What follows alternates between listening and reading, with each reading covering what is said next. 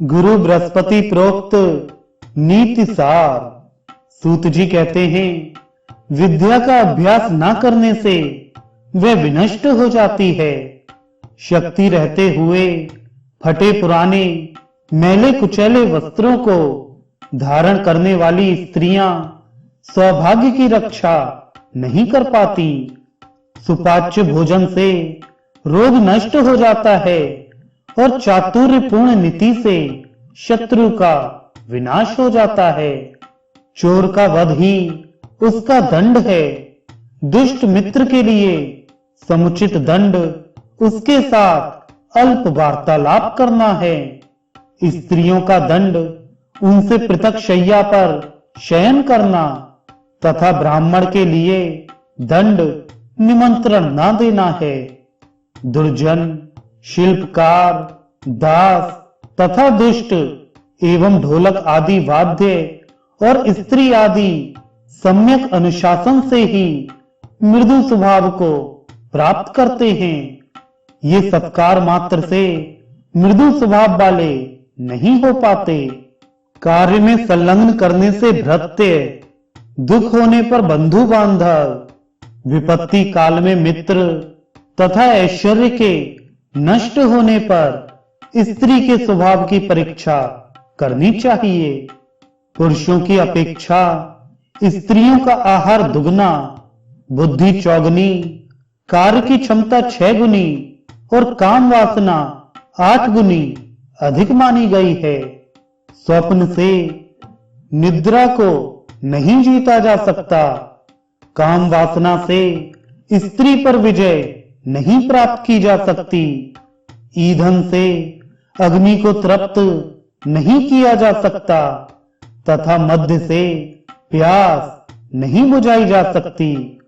मांस युक्त स्निग्ध भोजन, नाना प्रकार की मदिराओं का पान, सुगंधित द्रव पदार्थों का विलेपन, सुंदर वस्त्र और सुवासित माल्याभरण ये स्त्रियों की काम वासना की अभिवृद्धि करते हैं। जैसे लकड़ियों के अधिक से अधिक ढेर को प्राप्त करके भी अग्नि संतुष्ट नहीं होती, नदी समूह के मिलने पर भी समुद्र तृष्णा रहित होकर संतृप्त नहीं होता। यमराज सभी प्राणियों का संहार करके भी आत्म संतुष्टि प्राप्त करने में असमर्थ हैं। ऐसे ही नारी असंख्य पुरुषों के साथ संपर्क करके भी संतृप्त नहीं होती। सुशील, अभीष्ट सिद्धि, प्रिय वचन, सुख, पुत्र, जीवन और देव गुरु से प्राप्त आशीर्वचन से मनुष्य की इच्छाएं परिपूर्ण नहीं होती। इनके लिए अभिलाषा बढ़ती ही रहती है। धन के संग्रह से राजा, नदियों की जलराशि से समुद्र, संभाषण से विद्वान एवं राजदर्शन से प्रजा के नेत्र संतुष्ट नहीं हो पाते। अपने विहित कर्म तथा धर्माचरण का पालन करते हुए जीविकोपार्जन में तत्पर, सदैव शास्त्र चिंतन में रत तथा अपनी स्त्री में अनुरक्त, जितेंद्रिय और अतिथि सेवा में निरत श्रेष्ठ पुरुषों को तो घर में भी मोक्ष प्राप्त हो जाता है।